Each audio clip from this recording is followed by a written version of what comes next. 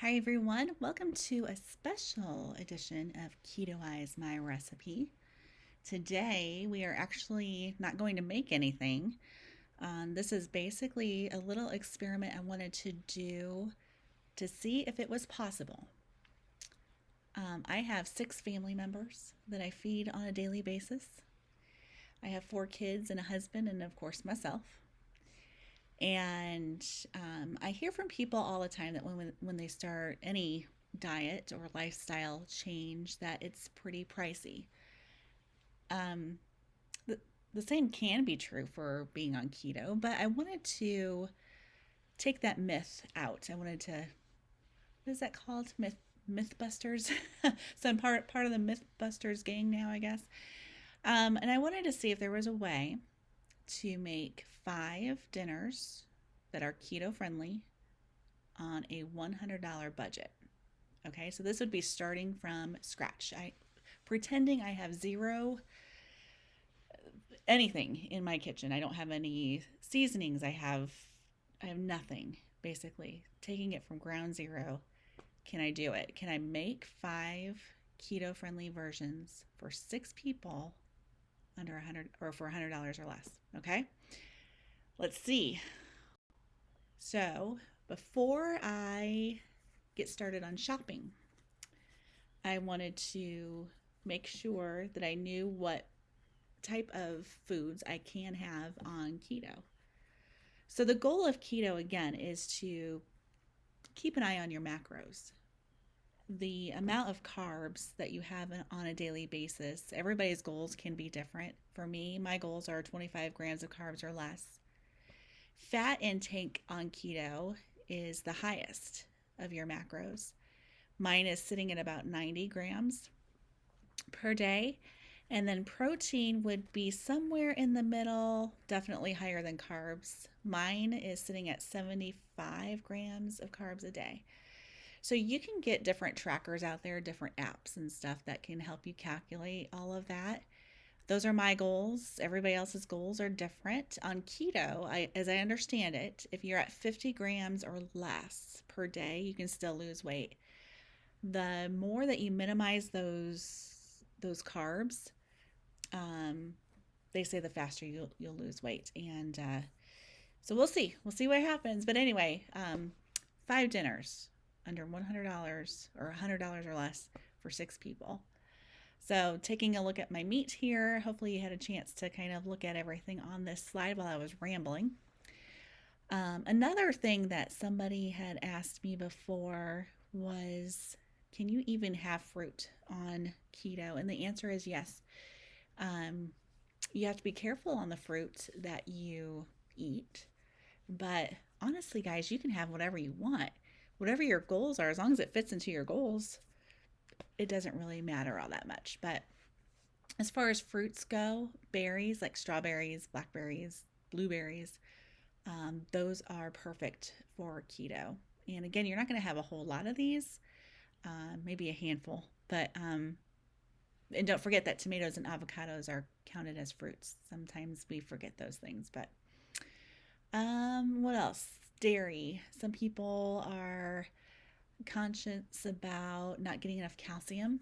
Um, so you might have to take a look at the what you do eat for dairy. Your milk and everything else. You may not get a whole lot of calcium, but if that is the case, always look for some supplements as well. But yes, you can have dairy products to get some of your calcium in. All right, so here are some examples of what is on the keto food list. All right, and so now I'm going to pull up some of my grocery ads. And what I'm looking for here initially is meat. What are my sales on meat? And what are my sales on vegetables? Those would be the top two that I would look for. And I am not one that would go store hopping. So I'm mostly going to choose where I go to the grocery store based off of what the meat sales are, because meat nowadays is pretty expensive, especially chicken. I don't know if you guys noticed that, but And ground beef seems to be a lot higher than normal, or in the past anyway. So, um, anyway, this for this experiment, I'm going to choose Kroger because they typically do have a lot of sales on meat. So that is where I'm going to be shopping from. Now, how I'm going to do this is I'm going to pull up the Kroger app or their website, and I am going to plug in um, various ingredients, various types of foods, and we're going to figure out especially from the sales of meat, how I am going to choose my dinners for the week. Okay. All right, so the first thing I'm going to do is look for ground beef because that is probably the easiest base for a recipe that I could come up with. So, those who are starting out new on any diet, you don't want it to be complicated because the more complicated it gets, the less that you're going to want to do it, right? So, ground beef is really easy to work with, I'm sure you know. But one thing that we did maybe 3-4 months ago now is we found some frozen ground beef patties that were a 2-pound box for, I think it was so low, maybe $5-6 or something. It was ridiculously low. So we grabbed as many of those as we could, and I don't make hamburgers with them. Sometimes I do, but majority of the time I let it thaw out, and that is my ground beef. So looking at the Kroger app, when I go to ground beef, I pulled out, the cheapest that I could find. So if I went to the cases in the Kroger meat section, I could get a pound of ground beef for $4.99. That's the cheapest I found on their app. There was a 3-pounder down there for $14.99, or $13.49 maybe was the cheapest one.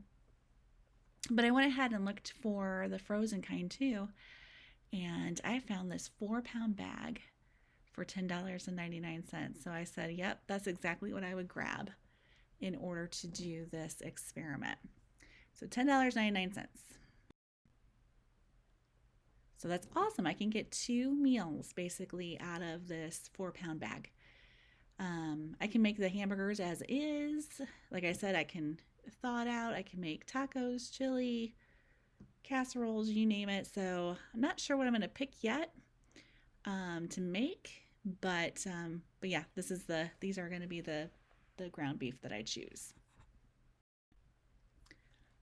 Okay, time to look for chicken, and chicken has been expensive lately, especially for chicken thighs, which is what I like to use in a lot of my casseroles. So looking at chicken, we got the drumsticks there. There's 14 of them usually in a package for $4.36. Or my thighs are about $7.78, and I could get a whole chicken for $5.45, which that's not really a bad price. But again, I want this to be easy this week as well, and so I'm going to choose the chicken drumsticks. So winner chicken dinner. That's how that goes, right? So 14 legs in this package typically. 2 legs per person for dinner, and there's still some leftovers for lunch the next day. That's the other key too. I like to make these dinners to have leftovers, so that way you don't have to worry about lunch the next day. All right, so we have 3 meals so far, 2 with ground beef, 1 is a chicken dinner. So what's next? I like to keep things a little have a variety. So I'm going to look at some pork. Let's see what kind of pork sales there are that are easy, right? So I could buy a pork shoulder, throw that in the crock pot, and shred it, and there is your shredded pork for the week and probably several days after that. Now the kielbasa, that's something else too, and I know that it's usually fairly cheap, so that's another idea that I could have for a dinner. But for this experiment, I'm going to go ahead and choose the kielbasa sausage.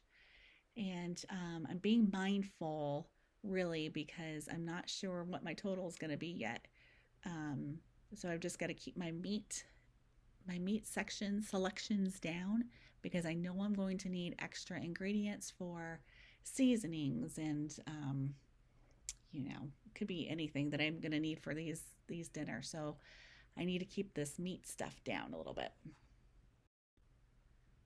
All right, so I think I'm at 4 dinners and I've got a fifth one left. So do I do a steak, a beef roast, or pizza? And I know that beef is pretty pricey nowadays as well, so I think I'm gonna stick with the pizza. So there is a cauliflower pizza casserole that we make. Oh gosh, if it's not every week, it's every other week because it's so good. But you'll see here that all the ingredients for this casserole adds up to be about $35. And you're going to have leftovers, at least 4 servings of leftovers after you make this for dinner.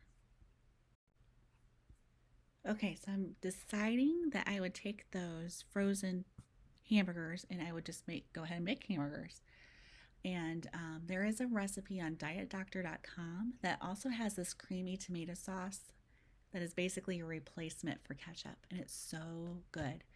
That particular recipe also has some fried cabbage with it. So if I made that recipe, then um, then I'm probably going to be at about maybe $20, maybe 15, $20 of ingredients here. So with the pizza casserole and the hamburgers, I'm going to say that I'm rounding all this, guys, and estimating I'm about $50 here for 2 meals. Okay. Okay, so with the remainder of the ground beef, I'm going to make taco salad with some guacamole. So I need some taco seasoning. I'm making it very, very easy. I basically just make, you ground your ground beef and you put your taco seasoning in and you're done. And so the salad, we're just going to buy some spinach, tomatoes, Mexican cheese, avocado, red onion, lemon juice, and cilantro. That's those last 4 are for the guacamole.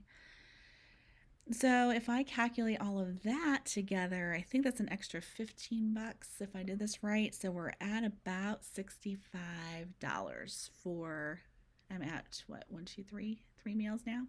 Yep. Okay, cool, $65. All right, so now the drumsticks. To make it easy, I'm gonna get some pork rinds and we're gonna crush those up.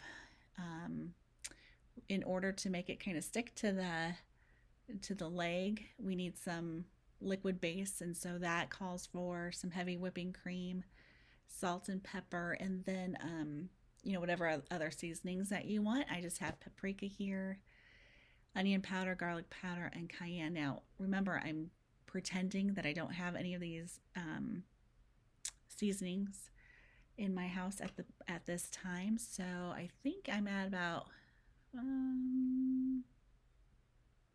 $13 more here, and so that should take me up to where am I at? About $78. Let's just round that over to $80.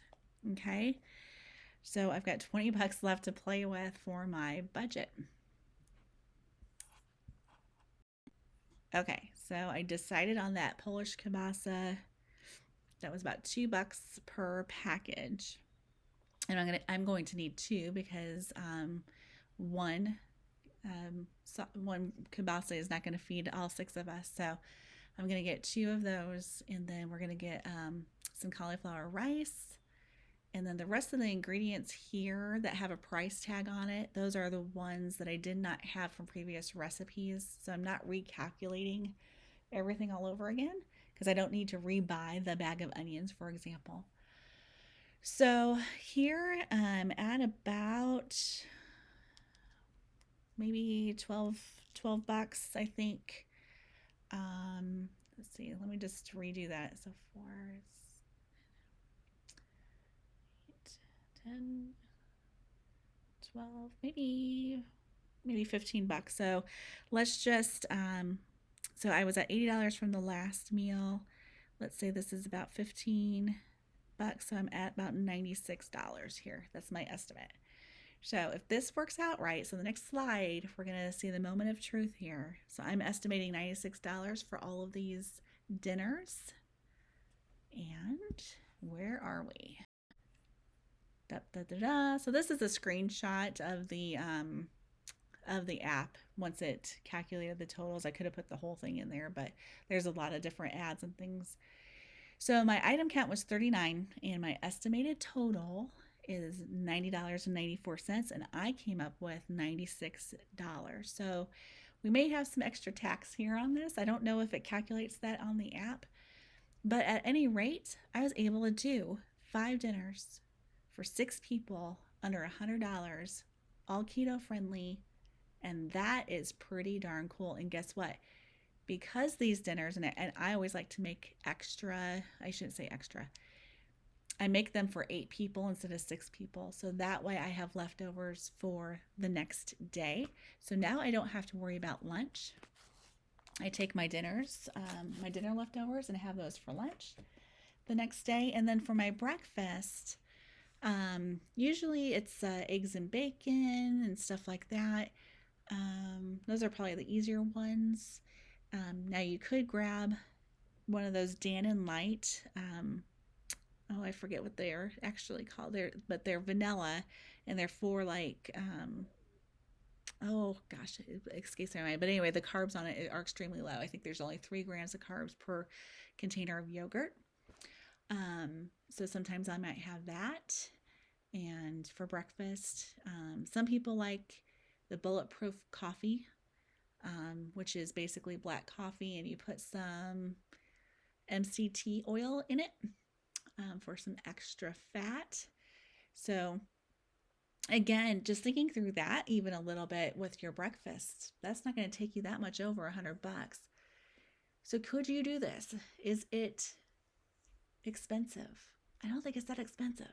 I think we did this and we made it not be expensive. I think it's very budget friendly. So I hope that you enjoyed this little experiment with me. And I think what I'll do is do another week of planning based off of all the ingredients that I bought here that can be reused. So all my seasonings and things like that, we can reuse them. My onions are still going to be fine. So I wonder what next week's plan might look like. And are we still able to stay under $100? I think we can. So anyway, stay tuned. I'll get another one of those going here. So be on the lookout in the next couple of weeks, and we'll get that session out there and see what our next weekly meal plan for dinners for 6 people look like. All right, until next time, have a great day.